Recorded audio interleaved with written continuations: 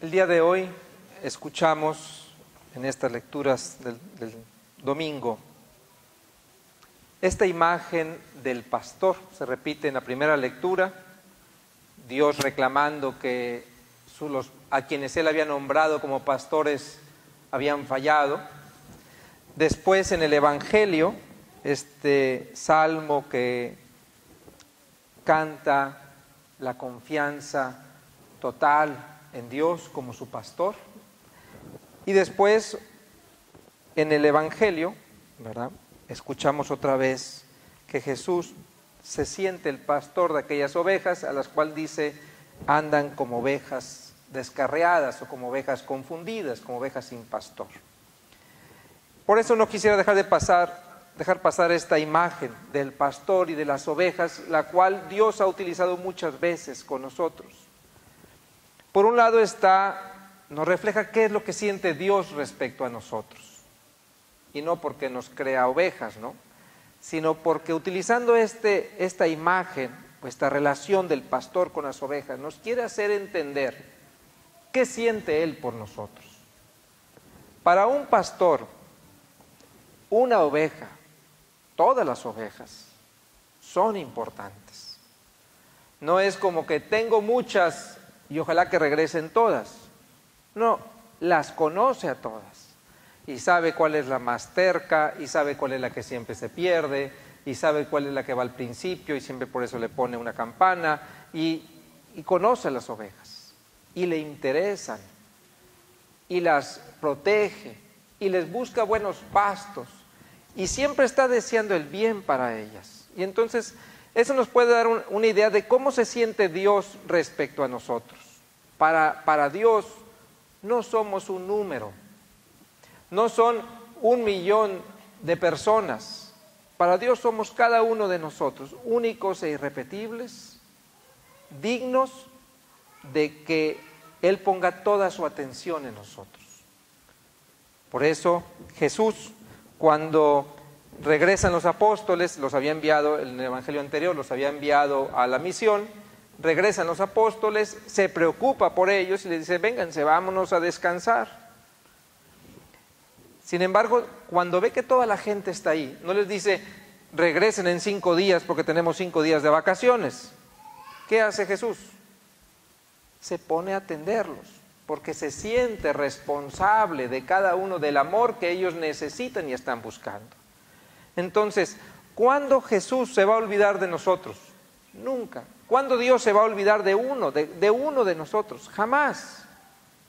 Esta imagen nos refleja, por un lado, el amor que Dios nos tiene, un amor incondicional que el Salmo canta, yo creo que de una manera bellísima.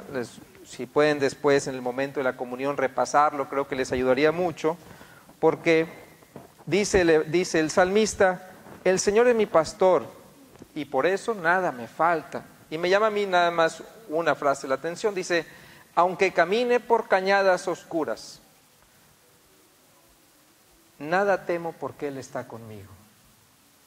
Es decir, no porque sea mi pastor, siempre voy a andar en verdes praderas. A veces caminaré por momentos oscuros, a veces no entenderé por qué estoy pasando lo que estoy pasando o qué tengo que hacer ante lo que estoy viviendo. Pero una cosa estoy seguro, de esta voy a salir si Él es mi pastor, si solamente a Él escucho. Entonces, Jesús nos muestra, y el evangelista nos muestra, ¿qué siente Dios por nosotros? El otro lado de la moneda del evangelio seríamos nosotros. Y yo quisiera hacerles hincapié en esto.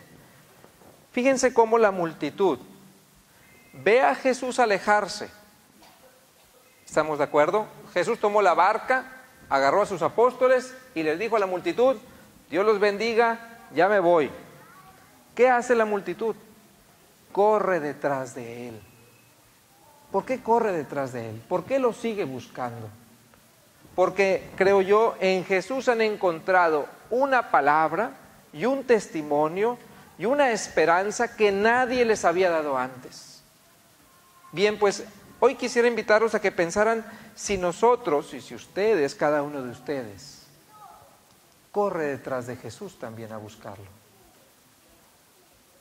si es tanto nuestra convicción de que su palabra me va a dar luz, me va a dar guía, me va a dar vida, que lo voy buscando, no nada más como una tradición, es decir, es que tengo que ir a misa porque es tradición, sino como una necesidad, porque por tradición no persiguieron a Jesús estos jóvenes o estas personas, ¿no?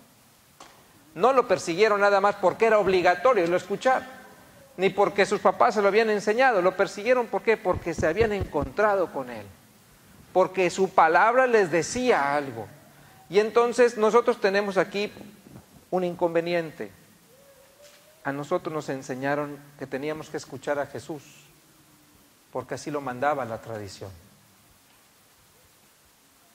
Y a veces nos quedamos con eso. Y venimos a misa porque tenemos que venir. Y rezamos porque nos han dicho que después vamos a conseguir cosas y rezamos. Y se nos olvida de encontrarnos con Jesús.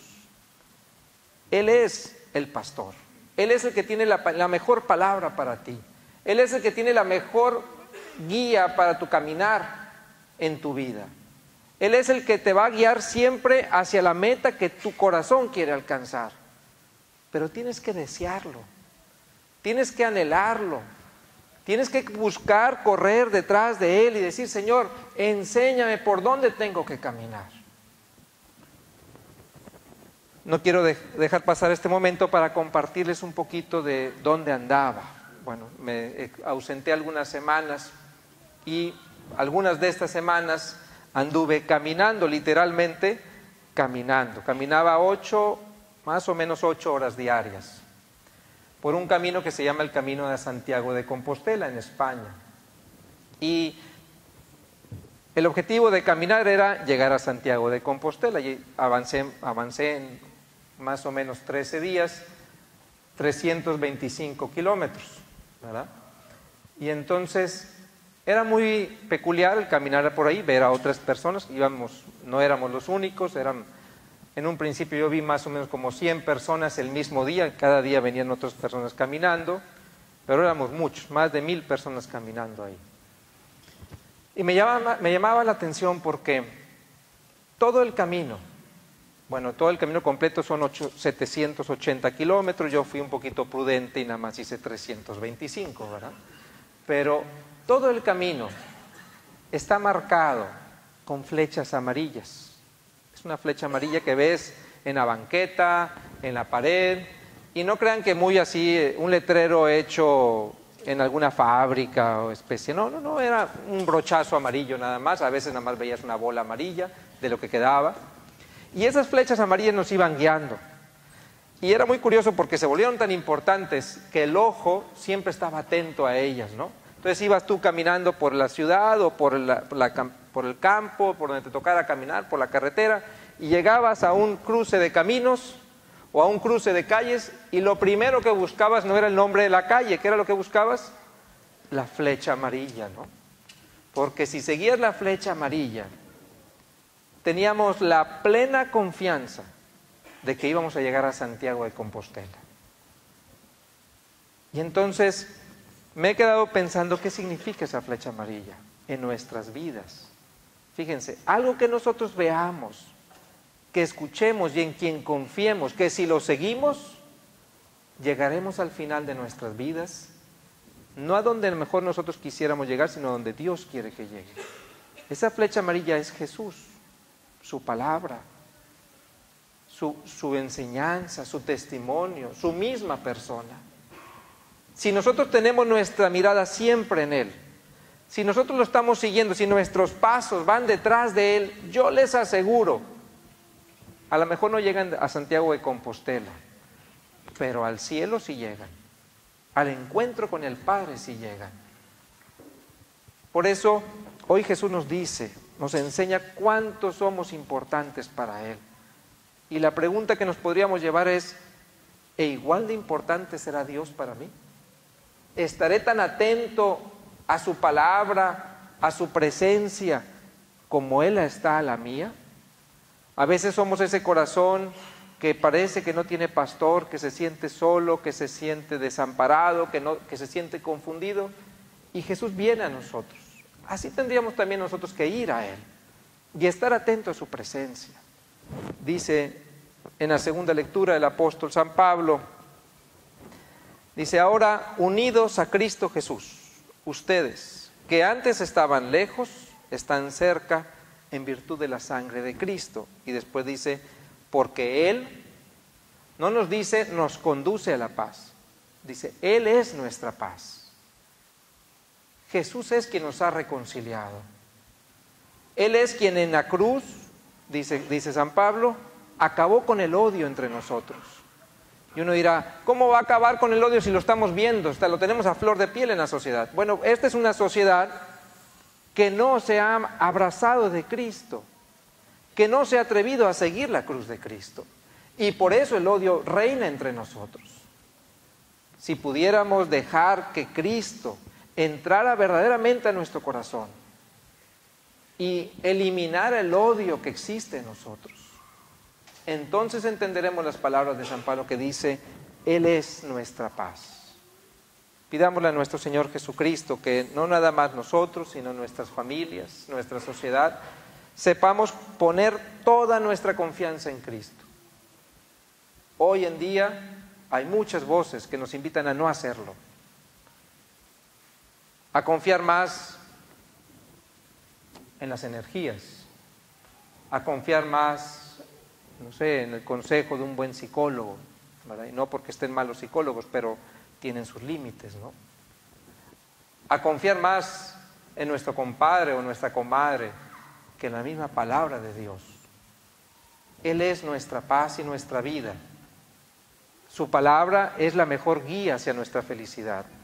Pidámosle al Señor que nos convenzamos de eso y que esta semana, a la imagen de esta multitud que caminaba, que corría detrás de Jesús, nosotros durante la semana podamos también correr con nuestras vidas detrás de Cristo, viviéndolo y haciéndolo presente en el amor entre nosotros. Con esa intención los invito a que continuemos con nuestra Eucaristía. Nos ponemos de pie, por favor.